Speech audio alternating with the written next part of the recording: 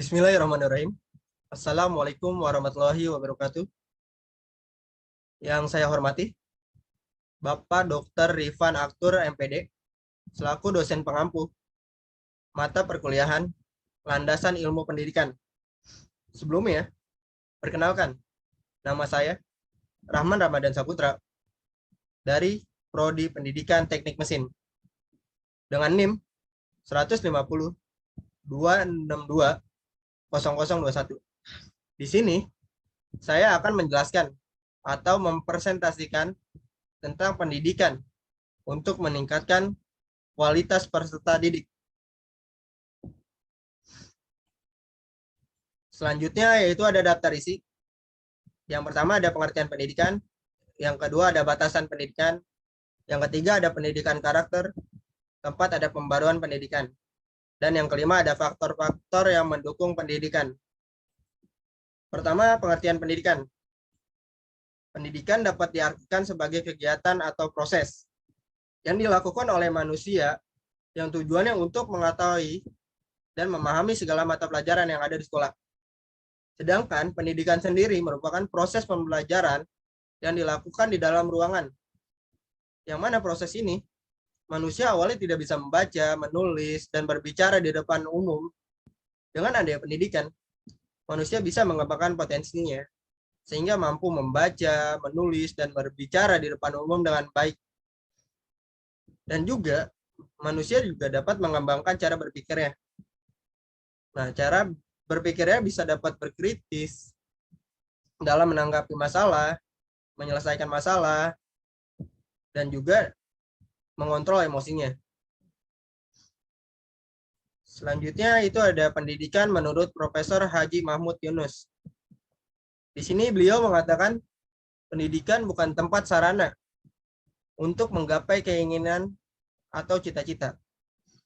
Tapi beliau bilang dengan adanya pendidikan dapat bermanfaat untuk kehidupan ke depannya.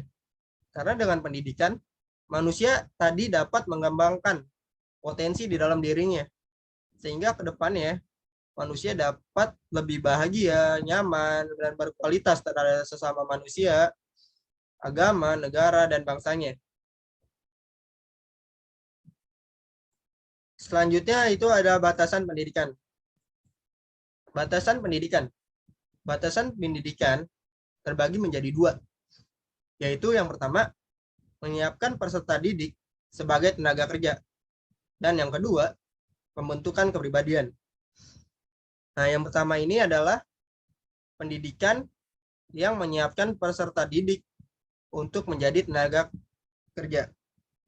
Nah, berdasarkan batas pendidikan di atas, dapat dijelaskan bahwa pendidikan dapat berfungsi sebagai wadah yang menciptakan lulusan yang langsung diserap oleh dunia kerja sebagai tenaga kerja di dunia industri atau di bidang pekerjaan. Nah, batas pendidikan ini biasanya terkait dengan sekolah menengah kejurusan, yang mana peserta didiknya disiapkan dan diajarkan ilmu terapan yang sesuai dengan kejurusannya. Sehingga apabila dia lulus nanti, peserta didik ini akan mudah diterima di bidang dunia industri dan di bidang pekerjaan yang sesuai dengan kejurusannya. Karena peserta didik ini dianggap sudah kompeten oleh perusahaan, sehingga peserta didik ini memiliki kualitas dibanding peserta didik di SMA atau sekolah menengah atas. Sehingga peluang beliau atau peserta didik ini diterima di dunia industri dan di bidang pekerjaan yang berhubungan dengan bidang kalian ya, itu akan sangat terbuka lebar.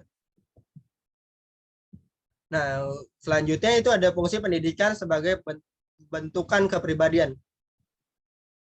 Nah, pendidikan dalam pembentukan kepribadian itu kegiatan yang dilakukan secara sistematik dan bertujuan untuk membentuk karakter dan tumbuh kembang peserta didiknya.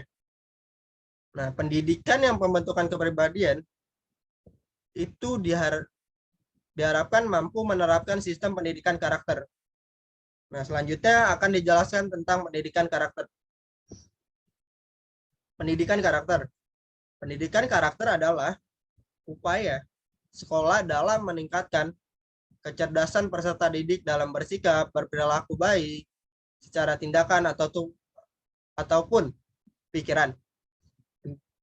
Peserta didik juga dilatih untuk bersikap sesuai dengan nilai luhur, untuk memiliki jati diri dalam mewujudkan interaksi kepada Tuhan, diri sendiri, antara sesama, dan lingkungan.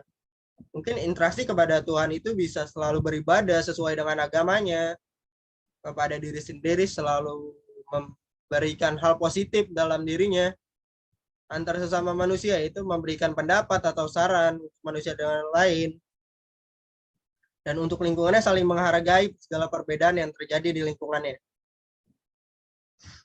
Yang keempat ada pembaruan sistem pendidikan. Pembaruan sistem pendidikan.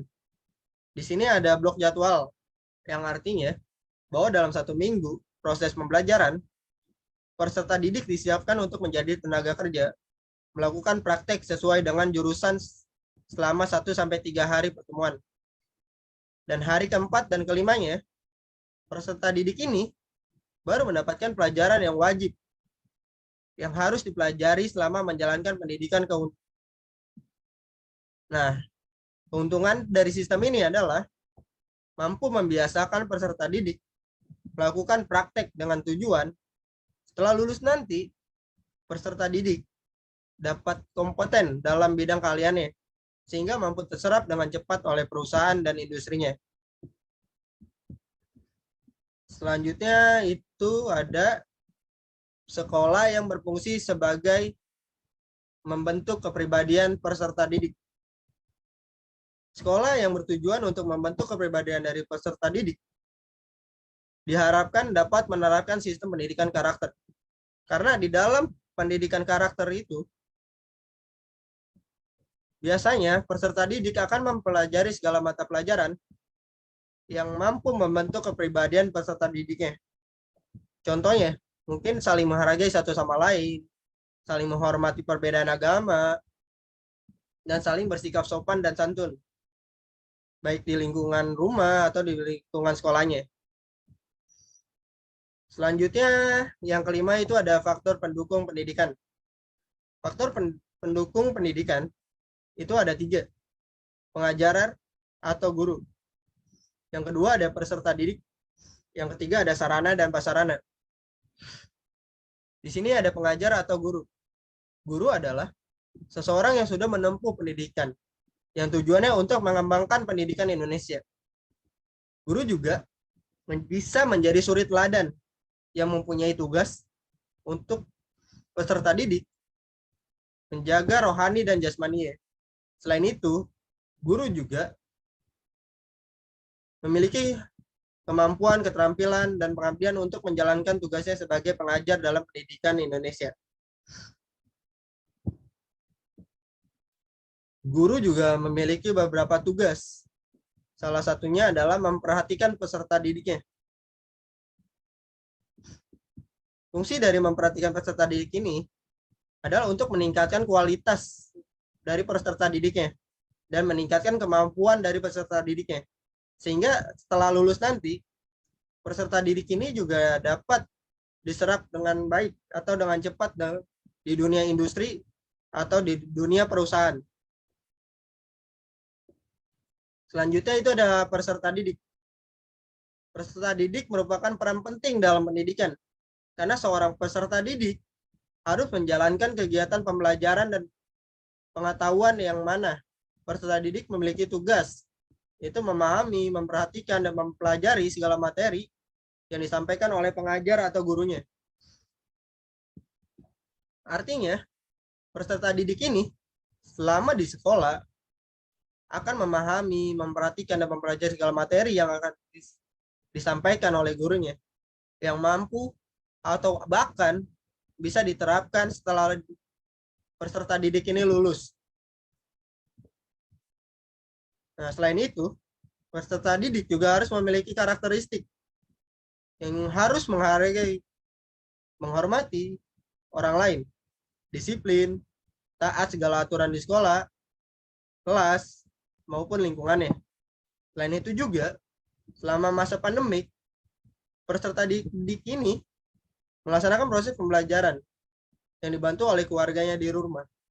Artinya, selain guru yang dapat membentuk dan memberikan pembelajaran kepada peserta didik, peran orang tua dalam keluarga itu juga merupakan dampak yang positif buat peserta didiknya, sehingga mampu untuk mengembangkan kemampuan dan meningkatkan cara berpikirnya. Sehingga peserta didik yang lulus akan memiliki kualitas yang baik dan dapat berguna bagi bangsa dan negara. Selanjutnya ada sarana dan prasarana. Sarana dan prasarana yang baik dan bagus dapat menunjang pendidikan dengan baik. Nah, dengan adanya sarana dan prasarana yang memadai, peserta didik dapat belajar dengan nyaman di kelas, di taman sekolah, dan perpustakaan. Selain itu, sarana dan prasarana yang memadai juga dapat meningkatkan kemampuan peserta didik, meningkatkan kualitas peserta didik, dan meningkatkan kualitas dari sekolahnya. Dampak dari meningkatnya kualitas dari sekolahnya, banyak orang tua murid yang ingin mendaftarkan anaknya atau peserta didiknya untuk di sekolah yang memiliki kualitas yang baik dari sekolah sebelumnya atau dari sekolah lainnya. Dengan harapan sekolah tersebut dapat meningkatkan kualitas peserta didiknya atau anaknya, sehingga kemampuan peserta didiknya dari segi berbicara di depan umum, dari segi sikap, itu bisa lebih baik dari sebelumnya. Sehingga orang tua peserta didik ini percaya terhadap sekolah yang udah mampu meluluskan peserta didik dengan kualitas yang terbaik. Nah, mungkin sekian penjelasan dari saya, kurang lebihnya mohon maaf.